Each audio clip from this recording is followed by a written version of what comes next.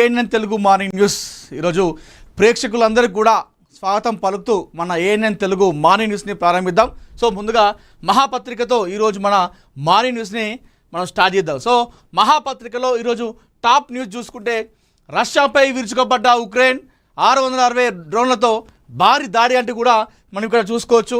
దాంతోపాటుగా మహాపత్రికలో టాప్ న్యూస్లో తెలంగాణకు నితిన్ నబీన్ 3 రోజులు ఇక్కడే మకాం, జూన్ 28 నుండి 30 వరకు 3 రోజుల పాటు తెలంగాణలో నితిన్ నబీన్ టూర్ అంటూ కూడా మనం ఇక్కడ టాప్ న్యూస్లో చూసుకోవచ్చు. మహాపత్రికలో బాహుబలి 3 కమింగ్, బిగ్ అప్డేట్ ఇచ్చిన ప్రభాస్ రానా అనుష్క కలిసి అభిమానులకు సర్ప్రైజ్ అంటూ కూడా మనం మరొక వార్త కూడా చూసుకోవచ్చు.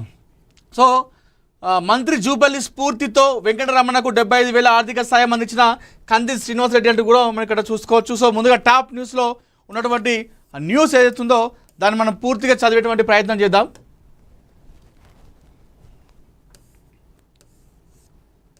సో రష్యాపై ఉక్రెయిన్ విరుచుకుపడిందట, 660 డ్రోన్లతో విరుచుకుపడిందట. మరి చూద్దాం మరి ఇది ఎక్కడికి దారితీస్తుంది. మొన్ననే మనం చూసినాం పశ్చిమాసియా యుద్ధం, అటు అమెరికా కావచ్చు, ఇరాన్ ఇజ్రాయెల్ యుద్ధం. సో అది ఇంకా ఆ భయం అనేది ఇంకా పోకముందే మరొకసారి రష్యా ఉక్రెయిన్ల మధ్య ఉన్నటువంటి యుద్ధాన్ని మనం ఇక్కడ చూసుకోవచ్చు. సో ఇప్పటికే రష్యా పైన 660 డ్రోన్లతో విరుచుకుపడిందట. మరి దీనిపైన ఐక్యరాజ్య సమితి ఏ విధంగా స్పందిస్తుంది, ప్రపంచ దేశాలు ఏ విధంగా స్పందిస్తూ ఉన్నాయి అనేది కూడా మనం చూడాలి. ఎందుకంటే రష్యా అనేది మనకు చాలా అంటే చాలా మిత్ర దేశం. మనకు ఎలాంటి విపత్తు వచ్చినా, ఎలాంటి యుద్ధం వచ్చినా కూడా మన దేశానికి సపోర్ట్ చేసే దేశం ఉందంటే అది రష్యానే. సో అలాంటి రష్యా పైన మరి ఇప్పుడు ఉక్రెయిన్ దాడి చేస్తూ ఉంది. మరి దీనిపైన మన భారత్ ఏ విధంగా స్పందిస్తూ చూడాలి. ఇది ఉక్రెయిన్ రష్యా యుద్ధంలో డ్రోన్ దాడులు మరోసారి కీలక దశకు చేరాయి. మాస్కో ఆధీనంలోని క్రిమియాతో పాటు రష్యాలోని అనేక ప్రాంతాలను లక్ష్యంగా చేసుకొని ఉక్రెయిన్ భారీ స్థాయిలో డ్రోన్లు ప్రయోగించిందని రష్యా రక్షణ మంత్రిత్వ శాఖ తెలిపింది. ఒక్క రాత్రిలో 660 డ్రోన్లను అడ్డుకున్నామని మాస్కో ప్రకటించడం ఈ దాడుల తీవ్రతను చూపిస్తుంది. రాజధాని మాస్కో, అజోవ్ సముద్ర పరిసరాలు, నల్ల సముద్ర తీర ప్రాంతాలు, క్రిమియా ఈ దాడుల పరిధిలో ఉన్నాయని రష్యా వర్గాలు తెలిపాయి. మాస్కో వైపు వచ్చిన 40 డ్రోన్లను కూల్చివేశామని నగర మేయర్ వెల్లడించారు. సో ఇది 660 డ్రోన్లు కూడా వచ్చినాయి, దాన్ని మొత్తం కూడా అడ్డుకున్నారట రష్యా దేశం అని చెప్పేసి చెప్తా ఉన్నారు.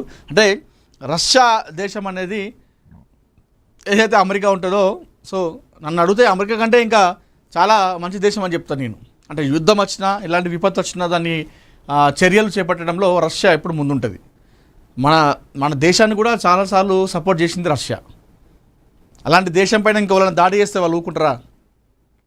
660 డ్రోన్లు వాళ్ళు ప్రయోగిస్తే ఒక్క డ్రోన్ కూడా అది కింద పడకుండా పైనే దాన్ని పేల్చేసారట రష్యా. సో ఇది అంటే రష్యా దేశం పెద్ద దేశం చాలా. ఇక బాహుబలి 3 కమింగ్. ఈ బాహుబలి 3 అనేది మనకు తెలుసు, బాహుబలి 1, 2 వరకే మనం లాస్ట్ అని చెప్పేసి మనం అనుకున్నాం కదా. మరి బాహుబలి 3 కమింగ్ అని చెప్పేసి వస్తూ ఉంది. అసలు ఏందో చూద్దాం. ప్రభాస్, రానా, అనుష్క, సత్యరాజ్, రమ్యకృష్ణ కీలక పాత్రలో ఎస్ఎస్ రాజమౌళి దర్శకత్వంలో రూపొందిన ఎపిక్ యాక్షన్ మూవీ బాహుబలి 2 భాగాలకు వచ్చిన ఈ మూవీ టాలీవుడ్ సత్తాను ప్రపంచ దేశాలకు తెలిసేలా చేసింది.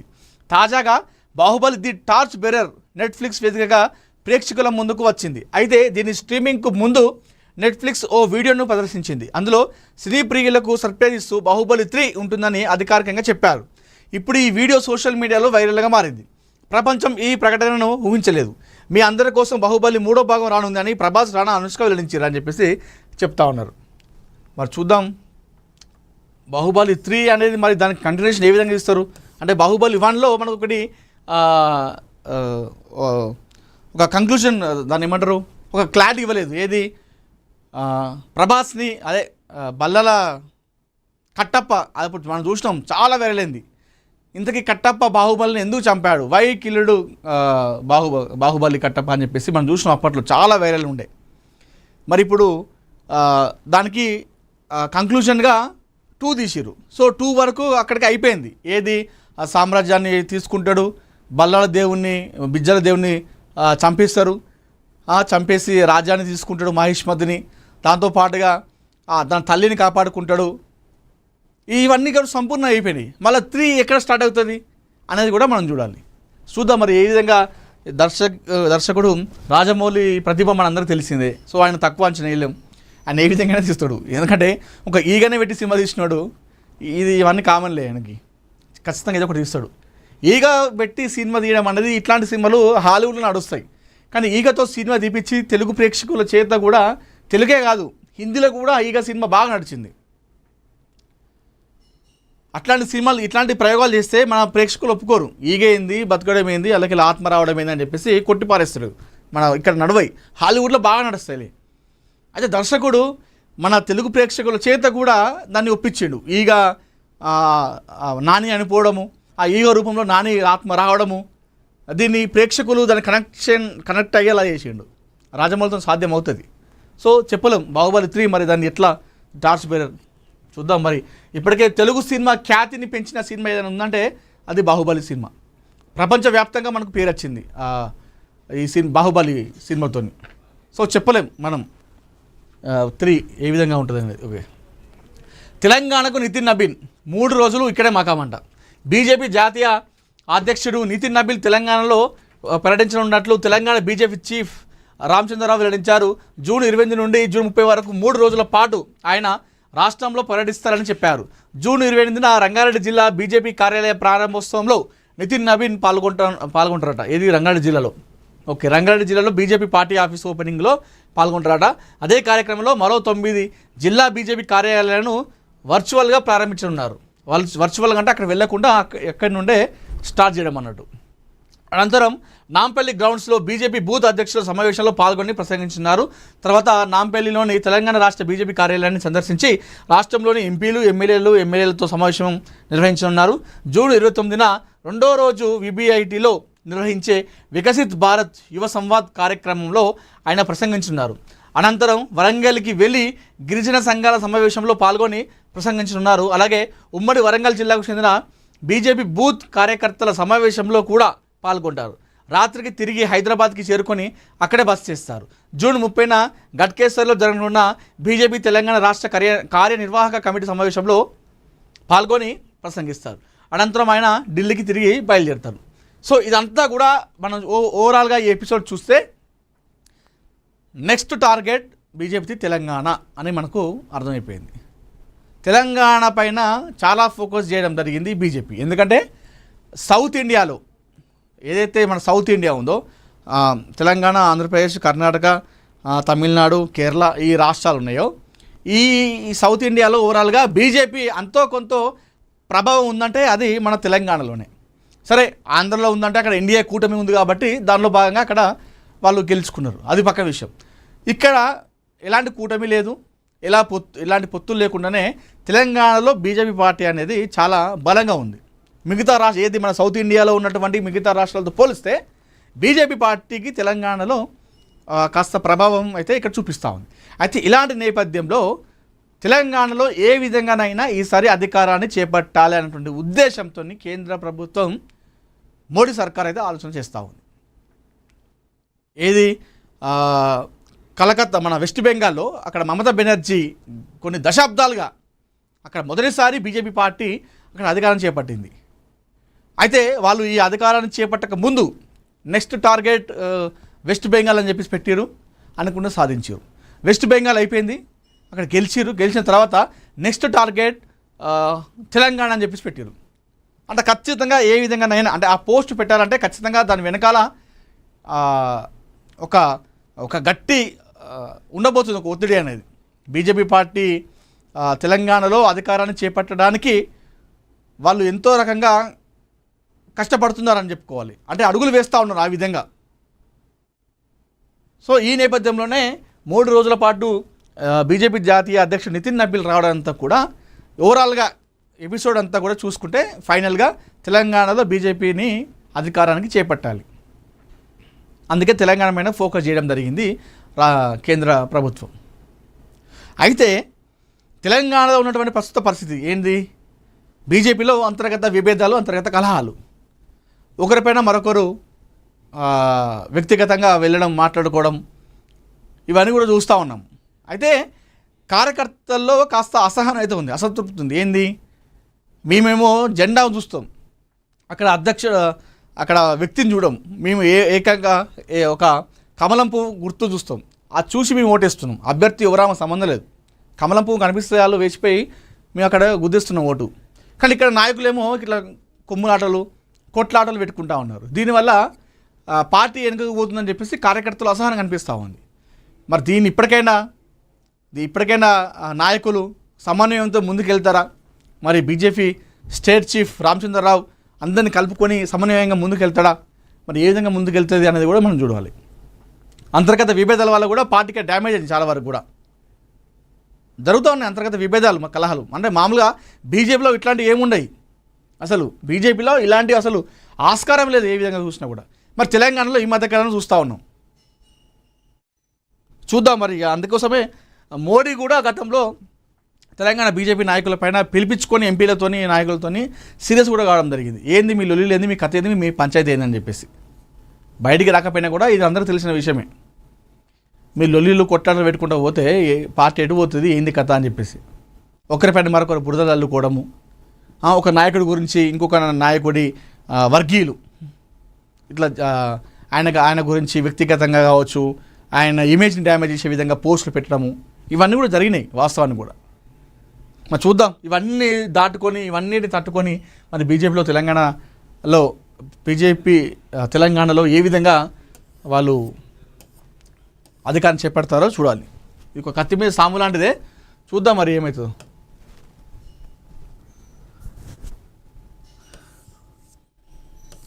కానీ ఖచ్చితంగా అయితే టార్గెట్ అయితే పెట్టుకున్నారు, ఏ విధంగా అయినా సరే ఈసారి బీజేపీని తీసుకురావాలని చెప్పేసి టార్గెట్ పెట్టుకుంది కేంద్ర ప్రభుత్వం. సో కలకత్తా అని అనుకున్నారు, ఏది వెస్ట్ బెంగాల్ అనుకున్నారు, అక్కడ చేసారు. నెక్స్ట్ వాళ్ళు పోస్ట్ కూడా పెట్టారు, నెక్స్ట్ తెలంగాణ టార్గెట్ అని చెప్పేసి. సో ఆ దిశగా అయితే వాళ్ళు అడుగులు వేస్తారని చెప్పేసి మనం అనుకోవచ్చు.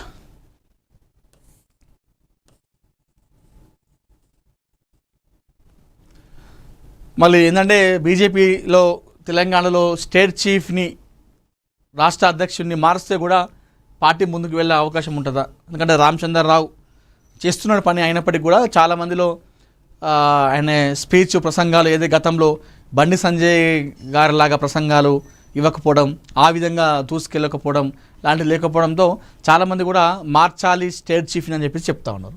మరి చూద్దాం, స్టేట్ చీఫ్ని మారిస్తే బండి సంజయ్ గారికి ఇస్తారా? మరి ఇటీవల పరిణామాల దృష్ట్యా ఆయనకు కాకుండా మరొక యువ నాయకుడికి అంటే ధర్మపురి అరవింద్ లాంటి వాళ్ళకి ఇచ్చే అవకాశం ఉందా అనేది కూడా మనం చూడాలి. కొత్త సీఎస్గా సంజయ్ బాజు, సీఎం సలహాదారుగా రామకృష్ణారావు, వచ్చే ఎన్నికల్లో గెలిపే లక్ష్యంగా రేవంత్ మార్క్ కూర్పు, సమర్థుల ఎంపికకు కసరత్తు అని చెప్పేసి చూస్తూ ఉన్నాము. సో సీఎంఓ ప్రక్షాళన, అజిత్ రెడ్డి అవుట్, శ్రీధర్ ఇన్ అని చెప్పేసి చూస్తూ ఉన్నాము. సో ఏదైతే సీఎంఓ ఉంటుందో ఆ సీఎం చీఫ్ మినిస్టర్ ఆఫీస్ అందులో ప్రక్షాళన చేస్తూ ఉన్నారు. దీనిలో బాగానే కొత్త సీఎస్గా అజిత్ రెడ్డి అవుట్ అయిపోయి శ్రీధర్ ఇన్ అయిపోయాడు. సో మరి వచ్చే ఎన్నికల్లో గెలవాలి ఏ విధంగా అనేటువంటి ఉద్దేశంతో ఆయనను తీసేసి శ్రీధర్ పెట్టుకున్నారు. మరి చూద్దాం ఏ విధంగా ముందుకు వెళ్తుందో. ముందుగా ఒకసారి వార్త చదువుదాం. తెలంగాణ రాష్ట్ర ప్రభుత్వ ప్రధాన కార్యదర్శిగా సీనియర్ ఐఏఎస్ అధికారి సంజయ్ బాజు నియామకం అయ్యారు. ప్రస్తుత సీఎస్కే రామకృష్ణారావు ఈ నెల 30వ తేదీన పదవి విరమణ చేయనుండగా ఆ తర్వాత సంజయ్ బాజు ఆ బాధ్యతలు చేపట్టున్నారు. ఈ క్రమంలోనే తెలంగాణ కొత్త సీఎస్గా సంజయ్ బాజును నియమిస్తూ రాష్ట్ర ప్రభుత్వం అధికారిక ఉత్తర్వులు జారీ చేసింది. ఈ రేసులో పలువురు సీనియర్ ఐఏఎస్ అధికారుల పేర్లు వినిపించిన రేవంత్ రెడ్డి ప్రభుత్వం మాత్రం సంజయ్ బాజు వైపు మొగ్గు చూపింది. సీఎస్ నియామకంతో పాటు సీఎంఓలోను అంటే అటు సీఎస్గా సంజయ్ బాజు, ఇటు సీఎంఓలో ఏమో చూసుకుంటే శ్రీధర్ ఇన్ను, అటు అజిత్ రెడ్డి తీసేసింది అన్నట్టు. సీఎస్ నియామకంతో పాటు సీఎంఓలను కీలక మార్పులు చేసింది. ముఖ్యమంత్రి రేవంత్ రెడ్డి వచ్చే 2.5 ఏళ్లను ఎన్నికలను పరిగణలోకి తీసుకొని పాలనను పరిగెత్తించే వ్యూహంతో శ్రీధర్ను సీఎంఓగా ప్రధాన కార్యదర్శిగా నియమించారు. అజిత్ రెడ్డికి సీఎంఓ నుండి ఉద్వాసన పలికి ఇన్వెస్ట్మెంట్ సీఈఓగా నియమించారట. జీఏడీ ప్రధాన కార్యదర్శిగా అహ్మద్ నదీబ్, విపత్తు నిర్వహణ శాఖ ముఖ్య కార్యదర్శిగా రాహుల్ బొజ్జాను నియమించారు. సీఎం సలహాదారుగా రామకృష్ణారావు పదవి విరమణ తర్వాత. సో ఏదేమైనప్పటికీ కూడా ఇంకా దగ్గర 2.5 కాదు 3 అయిపోయినాయి. ఇంకా 2 సంవత్సరాలు మాత్రమే ఉన్నాయి ఎన్నికలకు తెలంగాణలో. ఈ సార్వత్రిక ఎన్నికల వరకు ఈ 2 సంవత్సరాల్లో ప్రభుత్వాన్ని మరొకసారి ఏర్పాటు చేయాలంటే అది కేవలం నాయకుల పనితనం, పథకాలు ఇస్తే సరిపోదు. ఏదైతే సిఎస్లు కావచ్చు, సీఎంఓలను కొంచెం ప్రక్షాళన చేస్తే వాళ్ళు ఇచ్చేటువంటి సలహాలు సూచనలతో కూడా ముందుకు వెళ్ళవచ్చినటువంటి నేపథ్యంలోనే ఈ ప్రక్షాళన చేస్తూ ఉన్నారు. అయితే కొత్త సీఎస్గా సంజయ్ బాజును తీసుకుంటే సీఎంఓలను శ్రీధర్ని తీసుకోవడం జరిగింది. సో ఏదేమైనప్పుడు కూడా అల్టిమేట్గా వచ్చే ఎన్నికల్లో మరొకసారి ప్రభుత్వాన్ని ఏర్పాటు చేయాలి, మరొకసారి కాంగ్రెస్ సర్కార్ని ఇక్కడ నిల్చోబెట్టాలి అన్నటువంటి ఉద్దేశంలో అయితే కాంగ్రెస్ పార్టీ అడుగులు వేస్తూ ఉంది. దానిలో భాగంగానే ఈ ప్రక్షాళనలు, ఈ కూర్పులు, మార్పులు అని చెప్పేసి మనం ఈజీగా చెప్పుకోవచ్చు. సో సమర్థుల ఎంపిక, గతంలో ఉన్నటువంటి మాజీ ఐఏఎస్లు కావచ్చు, మంచి ఉన్న వాళ్ళని తీసుకోవడం అనేది ఇక్కడ మనం చూస్తూ ఉన్నాం. సో ఇప్పుడైతే ఎవరైతే సిఎస్లలో కావచ్చు, సీఎంఓలో కావచ్చు తీసుకున్న వాళ్ళందరూ కూడా మంచి సమర్థులు అన్నట్టు. సో వాళ్ళ వల్ల ప్రభుత్వానికి ఒక పాజిటివ్ అయ్యేటువంటి అవకాశం ఉంది కాబట్టే ఇదంతా కూడా చేసినట్టుగా మనకు తెలుస్తూ ఉంది. మోడీ 3.0 కేబినెట్ పునర్వ్యవస్థీకరణ, ఆర్థిక మంత్రిగా శక్తికాంత దాస్ అని చెప్పేసి చూస్తూ ఉన్నాము.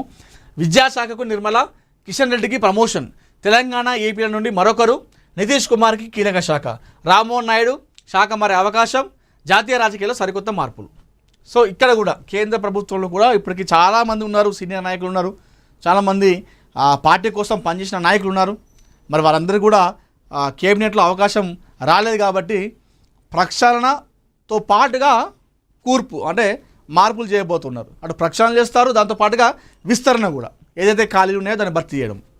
అయితే ఇందులో కొన్ని విద్యాశాఖకు నిర్మలా సీతారామన్కి విద్యాశాఖకు పంపించే అవకాశం ఉందట. కిషన్ రెడ్డి ప్రస్తుతం కేంద్ర మంత్రిగా ఉన్నారు. ప్రస్తుతం ఉన్నటువంటి శాఖ కంటే ఇంకా ప్రమోషన్ వచ్చేటువంటి అవకాశం ఉందట కిషన్ రెడ్డి గారికి. తెలంగాణ ఏపీల నుండి మరొకరట. ఇప్పుడు తెలంగాణలో ఆల్రెడీ ఇద్దరు ఉన్నారు, కిషన్ రెడ్డి గారు, బండి సంజయ్ గారు. అదేవిధంగా ఏపీలో రామ్మోహన్ నాయుడుతో పాటుగా పెమ్మస అని పేరు ఉంటుంది, ఒక యంగ్ లీడర్, ఆయన ఇద్దరు ఉన్నారు. అయితే మరొకరు కూడా అవకాశం వచ్చే ఉందంట తెలంగాణ నుండి, ఏపీ నుండి మరొకరికి. మరి తెలంగాణలో వస్తే ఎవరికి ఇస్తారు? ఇక్కడ చూస్తే డికే అరుణ, ఈటల రాజేందర్ పేర్లు వినిపిస్తూ ఉన్నాయి. దాంతోపాటుగా రఘునందన్ రావు గారి పేరు వినిపిస్తూ ఉంది, ధర్మపురి అరవింద్ గారి పేరు కూడా వినిపిస్తూ ఉంది. మరి ఇందులో ఎవరికి ఇస్తారనేది కూడా మనం చూడాలి. రామ్మోహన్ నాయుడు ప్రజెంట్ ఆయన శాఖ ఉంది, అది కూడా మారుతుందట. ఇక్కడ నిర్మల కూడా మారుతుందట, కిషన్ రెడ్డి కూడా ప్రమోషన్ అంట. సో అందరికీ కూడా మారే అవకాశం ఉందట. దేశ రాజధాని న్యూఢిల్లీ కేంద్రంగా జాతీయ రాజకీయాల్లో కీలకమైన పరిణామాలు వేగంగా ఉంటున్నాయి. కేంద్రంలో నరేంద్ర మోడీ నేతృత్వంలోని ఎన్డీఏ ప్రభుత్వం మూడోసారి పగ్గాలు చేపట్టిన తర్వాత భారీ స్థాయిలో మంత్రివర్గ పునర్వ్యవస్థీకరణకు సర్వసిద్ధమైంది. ఈ క్రమంలోనే ప్రధానమంత్రి నరేంద్ర మోడీ మంగళవారం నాడు, ఆ తర్వాత కేంద్ర హోంశాఖ మంత్రి అమిత్ షా గురువారం నాడు రాష్ట్రపతి భవన్లో మహామాన్య రాష్ట్రపతి ద్రౌపది ముర్ముతో అత్యంత ప్రాధాన్యత కలిగిన సమావేశాలు నిర్వహించారు. నూతన మంత్రుల ప్రమాణ స్వీకారానికి సంబంధించిన ముహూర్తాలను ఖరారు చేయడమే లక్ష్యంగా సాగిన ఈ ఉన్నత స్థాయి భేటీల ఆధారంగా జూన్ 28 లేదా జూన్ 29వ తేదీలో కొత్త కేబినెట్ కొలువు తీరడం ఖాయమని తెలుస్తూ ఉంది. రాబోయే కాలంలో ఎదురు కానున్న సార్వత్రిక ఎన్నికల్లో ఇంకా కొన్ని అసెంబ్లీ ఎన్నికలు ముందుగానే వస్తాయి. దాంతోపాటుగా ఈ పార్లమెంట్ ఎన్నికల్లో పార్టీని ముందుకు తీసుకుపోవాలంటే, మరొకసారి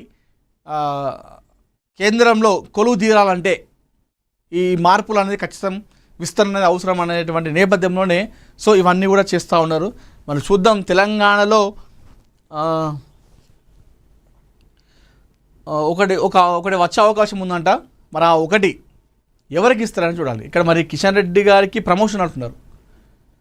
మరి ఆ ప్రమోషన్తోనే సరిపెట్టి తెలంగాణకు ఇంతటితో అయిపోయింది సమాప్తం అంటారా, లేదంటే ఆయనకు ప్రమోషన్ ఇచ్చి మరొకరికి డికే అరుణ గారికో, ఈటల గారికో, రఘునందన్ రావు గారికో ఇచ్చే అవకాశం ఉందండి. ఇక్కడ ఇప్పుడు ఎవరైతే ఉన్నారో కిషన్ రెడ్డి గారు కాకుండా ప్రస్తుతం వినిపిస్తున్న పేర్లు డికే అరుణ గారు, అదేవిధంగా ఈటల రాజేంద్ర గారు, అదేవిధంగా రఘునందన్ రావు గారు, దాంతోపాటుగా అరవింద్ గారు, ధర్మపురి అరవింద్ గారు, అదేవిధంగా ఈటల రాజేంద్ర, రఘునందన్ రావు. సో ఈ నలుగురిట్లలో సీనియర్ ఎవరు అనుకుని చూస్తే, సీనియర్ నాయకులు అంటే బీజేపీ పార్టీలో కానీ మామూలుగా ఓవరాల్గా సీనియర్ నాయకులు ఎవరని చూస్తే డికే అరుణ గారు సుదీర్ఘకాలంగా ఉన్నారు రాజకీయాల్లో, అదేవిధంగా ఈటల గారు. మిగతా వాళ్ళతో పోలిస్తే ఎవరు, రఘునందన్ రావు గారు కావచ్చు, అదేవిధంగా ధర్మపురి అరవింద్ గారితో పోలిస్తే వీరిద్దరు చాలా సీనియర్లు, ఎప్పటిలో రాజకీయాల్లో ఉన్నారు. మరి చూద్దాం, గతంలో మంత్రులు కూడా పనిచేశారు, అనుభవం ఉంది కాబట్టి మరి చూడాలి ఏం జరుగుతుంది అనేది కూడా. మాదక ద్రవ్యాల మాఫియాపై ఉక్కుపాదం, నషాముక్త్ భారత్కి నాంది, అమిత్ షా కొత్త వ్యూహం. సో ఫస్ట్ నిజంగా చెప్పాలంటే మాదక ద్రవ్యాల మాఫీపై ఉక్కుపాదం మోపుతూనే మనకు ఇది కరెక్ట్ జరుగుతుంది. లేదంటే మాదక ద్రవ్యాల వల్ల మంచి భవిష్యత్తు అంటే ఏదైతే రాబోయే తరాలు ఉంటాయో ఆ తరాలు మొత్తం కూడా నాశనం అయిపోతున్నాయి. భవిష్యత్తును మొత్తం సర్వనాశనం చేసుకుంటా ఉన్నారు. ఏది చిన్న చిన్న పోరాలు కూడా వాడు ఏం చదువుతున్నారు అంటే 7వ తరగతి అంటాడు. వాడు పోయి ఊరవతల పోయి ఒక అడ్డ ఉంటుంది వీళ్ళకు. ఆ అడ్డ దగ్గర పోయి వీళ్ళు చేసేది ఏంటంటే ఇవి డ్రగ్స్ తీసుకున్నాడు. నిజంగా డ్రగ్స్ పైన ఉక్కు పాదం మోపుతూనే బాగుంటుంది. ఎందుకంటే మంచి మంచి విద్యార్థులు కూడా అరే అందరూ ఎట్లుంటారంటే ఒక 10 మంది గుంపు ఉన్నప్పుడు ఒక 2-3 దూరం ఉన్నారు అనుకోండి, వాళ్ళకి వాళ్ళు రాడరా వాడు దగ్గర రాడు వాడు ఉండడు మనతో కలవడు అని చెప్పేసి వాళ్ళు కొంచెం డిగ్రేడ్ చేస్తారు. అది చేసరికి వీళ్ళకేమనిపిస్తుంది అంటే నామూషిగా ఫీల్ అయిపోతారు. మనం కలుపుకుంటలేరు వాళ్ళు, మనం పోతే వద్దంటారు అని చెప్పేసి వాళ్ళకి అనిపిస్తుంది. ఇక వాళ్ళు ఏం చేస్తారు, ఆ ఉన్న 2-3 మంచోడు కూడా వచ్చి వీళ్ళతో చేరుతాడు. ఒక అడ్డ ఉంటుంది ఇక సాయంత్రం కాగానే ఒక అడ్డ చీకటి కాగానే ఫస్ట్ ఒకటి వస్తాడు. ఇక వచ్చి వాళ్ళందరూ ఫోన్ చేస్తాడు, ఎక్కడ ఉన్నవరా ఎక్కడ ఉన్నవరా అని చెప్పేసి ఇక ఒక దగ్గర కలుసుకుంటారు. ఫస్ట్ కలుసుకొని ఇక సైకిల్ అంటే బండ్లు తీసుకుంటారు. కథ ఇక ఒక్కొక్క బండి 3 పోతారు, ఊరు అవతలు పోతారు. ఇక ఎవరు ఉండని ఎవరు లేని నిర్మానుష్య ప్రాంతం పోతారు. మళ్ళీ వీళ్ళు ఎట్లా అది కూడా ఇల్లు దగ్గర పెట్టుకోరు జేబులా పుష్కరం చూస్తే ఎట్లా అని చెప్పేసి ఏదైతే ఇప్పుడు అడ్డా అని చెప్పిన నిర్మానుష్యమైన ప్రాంతం అని చెప్పేసి ఆ ప్రాంతంలో ఒక దగ్గర ప్లేస్ ఉంటుంది. ఆ ప్లేస్లో ఇవన్నీ దాచిపెడతారు. అయితే అక్కడ ఇవన్నీ ఉన్నట్టు కూడా ఎవరికి అబ్జర్వ్ చేయరు. అట్లా నార్మల్గా ఏదైనా ఉందనుకోండి అక్కడ కింద పెట్టేస్తారు అట్లా ఉట్టిగానే. అంటే వీళ్ళు గుర్తుపెట్టాడు వెంటనే ఎవరికి అనుమానం రాకుండా. మరి వీళ్ళు ఇంట్లో అమ్మ నాన్న చూస్తే చెప్పులు చిప్పులు కొడతారు. బయట ఉంటే ఎవరైనా పుస్తకం జేబులో చేయి పెడితే పోలీసు కూడా వాళ్ళు నచ్చి చేయి పెడితే చూస్తే దొరికితే మళ్ళీ పంచదని చెప్పేసి ఎక్కడో ఊరవతలో పోయి అక్కడ దాచిపెట్టుకుంటారు. ఇక టైం కాగానే బండి కొడతారు, RX 100 తీయాలి, దానికి డెబెల్ సౌండ్ పెట్టుకుంటా హారన్ కొట్టుకుంటూ పోతారు. ఇక తాగేసిన తర్వాత ఇక వాళ్ళు ఆ ఎంజాయ్మెంట్ ఆ వైబ్ వాళ్ళది వేరే ఉంటుంది. ఇక ఇట్లా నేరాలు ఎందుకు జరుగుతున్నాయి ఈ మధ్యకాలంలో, చాలా చిన్న పిల్లలు ఎందుకు చేస్తూ ఉన్నారంటే వీటి వల్లనే. సో ఏదైతే అమిత్ షా గారు తీసుకున్నారో నిర్ణయాన్ని మనం స్వాగతించాలి. సో నషాముక్త భారత్కు నాంది పలుకుతూ అమిత్ షా కొత్త నిర్ణయం అయితే అందరూ కూడా స్వాగతించాల్సిందే. అర్హులది ఒక్క ఓటు కూడా పోవద్దు. SIRపై కంది శ్రీనివాసరెడ్డి క్యాంపు కార్యాలయంలో అవగాహన. హాజరైన కౌన్సిలర్ కంటెస్టెడ్ నాయకులు బాధ్యతగా పనిచేయాలని సూచన అని చెప్పేసి చూస్తూ ఉన్నాం. ఆదిలాబాద్లో అసెంబ్లీ ఇన్ఛార్జ్ కంది శ్రీనివాసరెడ్డి గారు దూకుడు పెంచారని చెప్పుకోవాలి ఈ మధ్యకాలంలో. సో ఏదైతే పథకాలు అమలు చేసే విషయంలో వాటిని ప్రజల్లోకి తీసుకునే విషయంలో కంది శ్రీనివాసరెడ్డి గారి పాత్ర ఆదిలాబాద్లో చాలా ఉందని చెప్పుకోవాలి. సో ఎవరైతే అర్హులు ఉంటారో వాళ్ళది ఒక్క ఓటు కూడా మనం పోవద్దని చెప్పేసి అక్కడ చేస్తూ ఉన్నారు. దాంతోపాటుగా ఇక్కడ మనం చూసుకోవచ్చు కంది శ్రీనివాసరెడ్డి గారిది మంత్రి జూబలి స్ఫూర్తితో వెంకటరమణకు 75,000 ఆర్థిక సాయం అందించిన కంది శ్రీనివాసరెడ్డి. సో 6వ పేపర్లో ఈ 2 కూడా వార్తలు ఉన్నాయి కంది శ్రీనివాసరెడ్డి గారి. ఒకసారి మనం చూసే ప్రయత్నం చేద్దాం.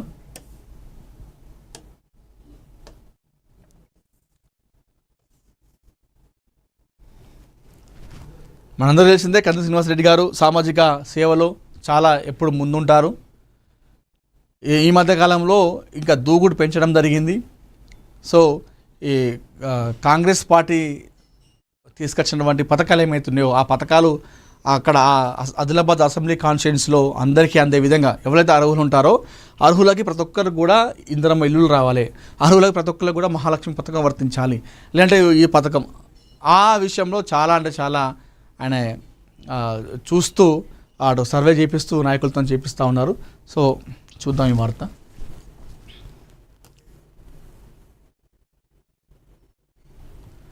ఇప్పుడు SIR చేస్తూ ఉందిగా కేంద్ర ప్రభుత్వం ప్రతిష్టాత్మకంగా తీసుకుంది ఈ SIRని, ఓటరు నమోదు ప్రక్రియని. సో అర్హులు ఒక్క ఓటు కూడా పోవద్దు అని చెప్పేసి స్టేట్మెంట్ ఇవ్వడం జరిగింది కంది శ్రీనివాసరెడ్డి గారు. SIR ప్రక్రియ సజావుగా సాగేలా అర్హుల ఓట్లు పోకుండా జాగ్రత్త వహించేలా ప్రతి ఒక్కరు కూడా కృషి చేయాలని, ముఖ్యంగా BLAల పాత్ర ఇందులో చాలా కీలకమని Adilabad Congress party assembly incharge Kandi Srinivasa Reddy అన్నారు. శుక్రవారం పట్టణంలోని తన క్యాంపు కార్యాలయంలో మున్సిపల్ కౌన్సిలర్ కంటెస్టెడ్ అభ్యర్థులు ముఖ్య నాయకులతో సమావేశం నిర్వహించారు. మన ఓట్లు కాపాడుకోవడం మన బాధ్యత అన్నారు. ఇందుకు బూత్ సూపర్వైజర్లు, పార్టీ మండల అధ్యక్షులతో పాటు BLA 2లతో పాటు ప్రతి కాంగ్రెస్ కార్యకర్త కృషి చేయాలని పిలుపునిచ్చారు. నిరక్షరాస్యులు, పేదలు, గ్రామీణ ప్రజలకు SIRపై అవగాహన కల్పిస్తూ ఓటు కోల్పోకుండా చూడాలన్నారు. అలాగే ప్రతిరోజు ఎన్యూమరేషన్ ఫారాలు నింపించి BLOలకు అందించారో ఆ సంఖ్య వివరాలను ఏ రోజుకు ఆ రోజు 7436859999 అనే నెంబర్కు పంపాలన్నారు. డైలీ అప్డేట్ కోసం 8 మందితో ఓ బృందాన్ని నియమించినట్టు తెలిపారట. ఈ వివరాలన్నీ ప్రతిరోజు గాంధీ భవన్కు పంపుతామన్నారు. ప్రతి వార్డులో వారీగా మ్యాపింగ్ కానీ వివరాలు తెలుసుకొని మ్యాపింగ్ అయ్యేలా చేయాలన్నారు. దీనిపై అధిష్టానం నుండి కీలక ఆదేశాలు ఉన్నాయని ఎవరు కూడా నిర్లక్ష్యం వహించవద్దన్నారు. అర్హుల ఓట్లు ఒక్కడి కూడా పోకుండా జాగ్రత్త వహించాలన్నారు. అనంతరం DCC అధ్యక్షుడు నరేష్ యాదవ్, సర్ కోఆర్డినేటర్ బాలూరు గోవర్ధన్ రెడ్డి, మాజీ MP సోయం బాబురావు SIRలపై అవగాహన కల్పించారు. ఇప్పటి వరకు ఇంకా జిల్లాలో ఓట్లు మ్యాపింగ్ కానివి ఉన్నాయని వాటి విషయంలో దృష్టి పెట్టాలన్నారు. ఈ సమావేశంలో ఆత్మ కమిటీ చైర్మన్ గిమ్మా సంతోష్రావు, మాజీ DCC అధ్యక్షుడు సాజిద్ ఖాన్, కాంగ్రెస్ పట్టణ అధ్యక్షుడు కిజర్ పాషా, బండారి సతీష్, అడ్డి భోజారెడ్డి, రఫీల్, అనిల్, గుడిపల్లి నగేష్ తదితరులు పాల్గొన్నారు.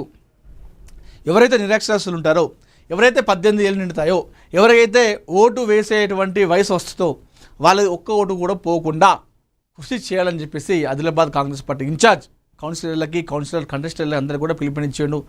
ఏ రోజుకి ఆ రోజుకి అప్డేట్ ఇవ్వాలి, ప్రతిరోజు కూడా దీనంత సమాచారాన్ని గాంధీ భవన్కి పంపించాలని చెప్పేసి ఆయన అక్కడ ఉన్నటువంటి వాళ్ళకు సూచించారు. సో ఈ విధంగా అయితే వాళ్ళు అడుగులైతే వేస్తూ ఉన్నారు. సో అంటే మనం చూస్తా ఉన్నాం, కేంద్ర ప్రభుత్వం ప్రతిష్టాత్మకంగా తీసుకుంది ఈ SIR ఓటరు నమోదు ప్రక్రియని. దానిలో భాగంగా ప్రతి రాష్ట్రంలో కూడా ఈ విషయం పైన చాలామంది నాయకులు, అక్కడ ఉన్నటువంటి స్థానిక నాయకులు రాష్ట్రంలో అన్నీ కూడా ఈ ప్రక్రియను మంచిగా చూసుకుంటున్నారు. So Adilabad Congress party incharge Kandi Srinivasa Reddy గారు అయితే ఈ విషయంలో చాలా అంటే చాలా ఒక బాధ్యతగా తీసుకొని ప్రతిరోజు కూడా ఈ ఓటర్ నమోదు ప్రక్రియ పైన ఆయన నాయకులతోని, కౌన్సిలర్లతోని, అధికారులతోని సమన్వయం చేసుకుంటూ ముందుకెళ్తూ ఉన్నారు. సో అర్హులు ఎవరున్నా కూడా వారి ఓటు వేస్ట్ కావద్దు. ఓటు అనేది అది మన భవిష్యత్తును మార్చేసేటువంటి ఒక ఆయుధం, వజ్రాయుధం. అలాంటి ఓటుని వేస్ట్ చేయొద్దు.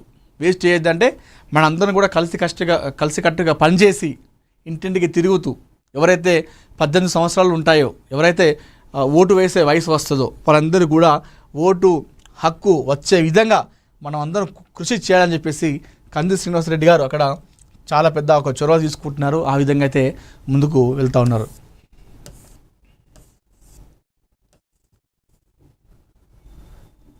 సర్వేంద్రియాణం నయనం ప్రధానం అని చెప్పేసి ఇక్కడ వార్త కూడా చూసుకోవచ్చు. ఉచిత కంటి వైద్య శిబిరానికి విశేష స్పందన అంటూ కూడా మనం వార్త చూసుకోవచ్చు. జవహర్ నగర్ మాజీ డిప్యూటీ మేయర్ రెడ్డి శెట్టి శ్రీనివాస్ గుప్తా అని చెప్పేసి మనం ఇక్కడ వార్త చూస్తూ ఉన్నాం. దాంతో పాటుగా రాజ్యాధికార సమర బేరికి ఉద్యమకారుడికి ఆహ్వానం అని చెప్పేసి మరొక వార్త చూసుకోవచ్చు. సో నేడు ఆదిలాబాద్కి మంత్రి జూపల్లి రాక.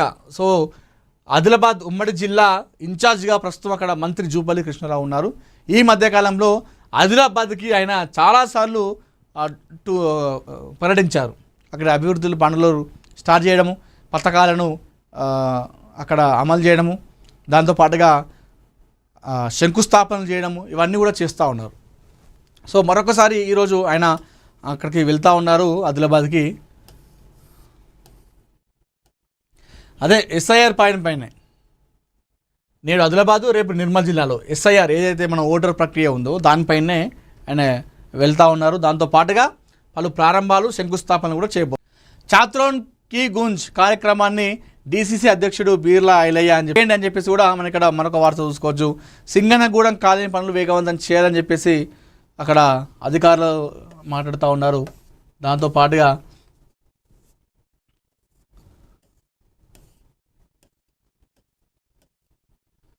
సో ఇక్కడ ఒక 75,000 ఆర్థిక సాయం అందించారట జూపల్లి కృష్ణారావు గారి కోరిక మేరకు ఆదిలాబాద్ కాంగ్రెస్ పార్టీ ఇన్ఛార్జ్.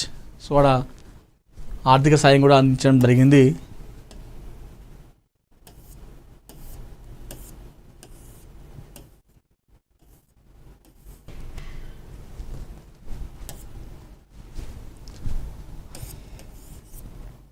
వాటిని అన్నిటికీ కూడా దానికి పరిష్కారం చూపించడము మనం రెగ్యులర్గా కవర్ చేయడం వల్ల అక్కడ అధికారులు స్పందించి అక్కడ ఉన్నటువంటి ఎవరైతే మోసపోయే ప్రజలకి లేదంటే అక్కడ ఉన్నటువంటి రైతులకి మనం న్యాయం కూడా చేయడం జరిగింది. దిగ్గజ కంపెనీ కొత్త ప్లాన్, 1,00,000 ఉద్యోగాలు బయటకు అని చెప్పేసి కూడా మనం చూసుకోవచ్చు. సో ఇది బిజినెస్ వార్తలు. భారత్లో కొత్త మోటార్ సైకిళ్ళ తయారీ అని చెప్పేసి కూడా మనం చూసుకోవచ్చు. ఇప్పటికే చాలా వరకు మోటార్ సైకిళ్ళు వచ్చినాయి, మరొక మోటార్ సైకిల్ వచ్చే అవకాశం ఉందంట. సో ఏడాది చివరిలో హార్లే డేవిడ్సన్ స్ప్రింట్ కూడా వచ్చే అవకాశం ఉందంట. సో ఇది దిగ్గజ కంపెనీ ఒక కొత్త ప్లాన్ అమలు చేసింది, 1,00,000 ఉద్యోగాలని కూడా ఇవ్వడం జరిగిందని చెప్పేసి కూడా మనం ఇక్కడ వార్త కూడా చూసుకోవచ్చు. సో ఇది ఈరోజు మన ఏఎన్ఎన్ తెలుగు మార్నింగ్ న్యూస్. మరిన్ని ఇంట్రెస్టింగ్ వార్తల కోసం చూస్తూనే ఉండండి ఏఎన్ఎన్ తెలుగు.